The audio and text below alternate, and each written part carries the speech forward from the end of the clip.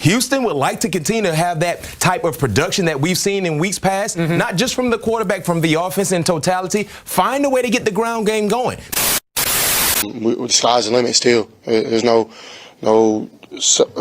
confidence taken away in this loss. We're going to learn from it. We're going to get better. We're going to go get a dub. Oh my gosh, the Houston Texans, led by C.J. Stroud, in a painful way, a disgusting way. I mean, it's not the worst way, guys. This is not the worst way to lose a game, all right? Amendola tries to nail a 58-yard field goal to potentially send things into overtime, but unfortunately, it hits the crossbar.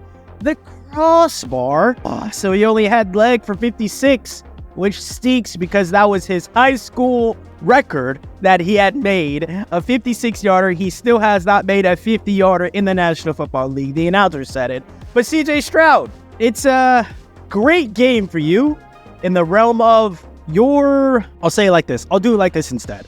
You're brilliant, C.J. Stroud. You're amazing. But I think Bobby Slovic, Mr. Bobby Slovic, is not getting any praise.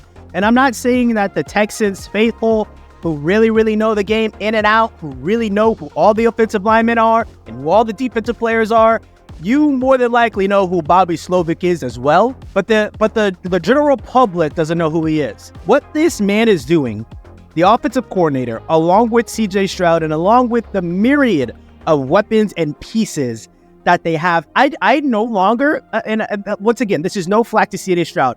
I just personally, I feel yucky giving C.J. Stroud praise without mentioning Bobby Slovic in the same breath. This guy has opening concepts. There's so many times where Nico Collins, Tank Dell, the receivers, Xavier Hutchinson, who we did an interview with at the Senior Bowl, go check it out. Slovic has these concepts. These players are open and wide open. And the reason why I said everything the way I said it is because I don't want to take that away from C.J. Stroud. But he still has to find the open guy, but he still has to throw the perfect ball on time in the perfect spot with poise, with precision, with touch. But man, it's a Batman and Robin conjointment. Both of them need each other. Everybody needs everybody. No one man is above another. And I love it. I do have some questions, though.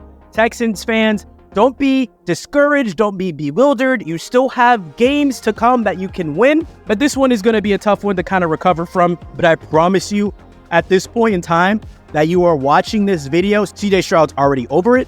He's on to the next game. All right? I got a few questions, though.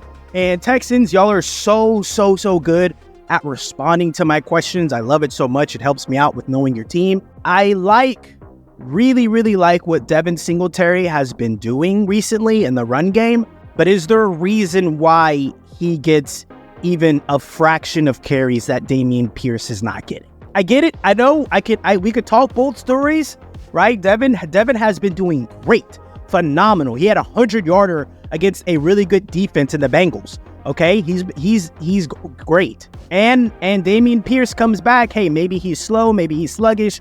We don't really know. I mean, he had an amazing catch. It was a 4-yarder, but it was an amazing catch that Dameon Pierce had on the sideline. All right, I just want to know, okay, Devin Singletary's been great for us since Dameon's been out. Dameon is back. You got to run Buddy into the ground off rip. That's what I think. I think that. I could be wrong, though. I'm happy to be wrong, though. I just think Devin Singletary had 6 carries. Dameon Pierce had only 5. I really think, guys, that Dameon Pierce still needs to be a big part of this offense. Like, massive part of this offense. Not more than C.J. Stroud. Hey, also, I had a buddy who is mad, and the announcers did the same thing, but I have a buddy who's a Texans fan, and he was upset of C.J. Stroud and the potential link up to Dalton Schultz on that 4th and 1 play. He was mad that was the play call. He was mad that y'all passed it. Why? Why would you ever be upset with the star of the team, the star of your organization, having the ball in his hands and letting him cook? Never, ever and this is just word of thumb, don't be mad when the superstar has the ball in his hands. Don't be mad at the play call. Don't be mad at anyone. I mean, the superstar has the ball in his hands. I'm not even a big fan of going for it on 4th and 1, even with the running back threat in the backfield, because it's telling the defense a lot. It's telling the defense a lot. You're probably going to run it. And of course, you can do the play action. Of course, the running back can go in a flare route. But I'm not mad in no way, shape, or form if CJ Stroud has the ball in his hands and it's on 4th and 1 and he does whatever he needs to do. So don't be upset about that. Nico Collins, 7 receptions, 104 yards, and a touchdown. I said it multiple weeks ago. Nico Collins is turning into the new T. Higgins. This is what I actually believe. I think whatever T. Higgins got X amount of years ago, what was it, 2 years ago, Nico Collins is going to take that hype place. Nico Collins is batting an average of top 15 wide receivers in the National Football League. And I would only lose that argument to people that don't know who he is, right? So if I go into a bar and I say, yeah, Nico Collins is a top 15 guy, people are going to be like, what? Well, I could name 15 guys better than Nico Collins. And they're going to use the stat.